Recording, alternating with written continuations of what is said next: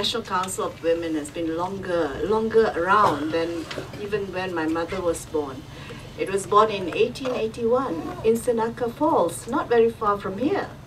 And it was, done during the time when women had no vote, women were secondary citizens. Women couldn't do anything very much.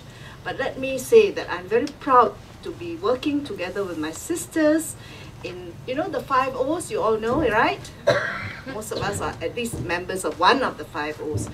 Can you imagine the strength of all 5 of us being united in doing things together? So we are very pleased to be part of the 5 O's. And mind you, we are more than 25 years old, and I can see the book that Johanna is going to show to you. All right, that's the book about our history. But to come back to modern times, I must say that whilst even in those days we were talking about gender equality, it wasn't named gender equality. But if you look at what our predecessors in title were doing, you can see that it was working towards this gender equality that we now have. Do we really have it? I do not know. So let's see how the next 2 weeks work out, yeah? Because this morning, as many of you may have been at the launch, of the Stop Violence Against Women, or what was it called? I can only remember the shrill whistle. But it was excellent. That was a really NGO-like thing that is happening in the UN. So can you imagine that we are really having some effects on the UN? All right. So talking about ICW, I'm sorry to digress.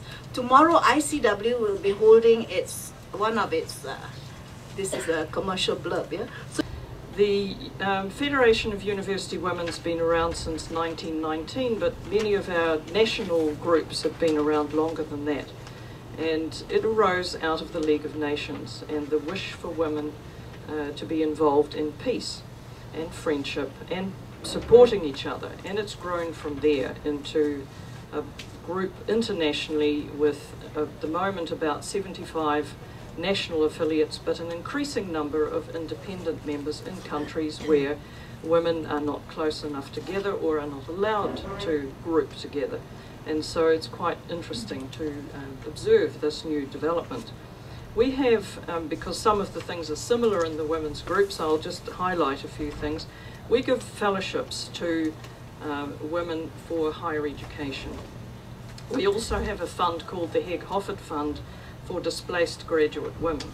So you will see from that our focus is on women who've experienced higher education, who are graduates of universities in their countries, and who wish to promote particular aspects of higher education, and literacy issues. So recently we've gone through a strategic process to set up a new framework, and we're now much more focused on lifelong learning to enable women to be leaders and decision makers, because we have increasing numbers of graduate women around the world, and I think a lot of them are not being used. Their skills are not being used. They need to be encouraged to go into participation in their communities. Often that's where they stop, and we want to encourage them to be much more vocal and active using their skills and knowledge. One of the exciting recent developments is that one of our groups that's almost formed constitutionally is a virtual group.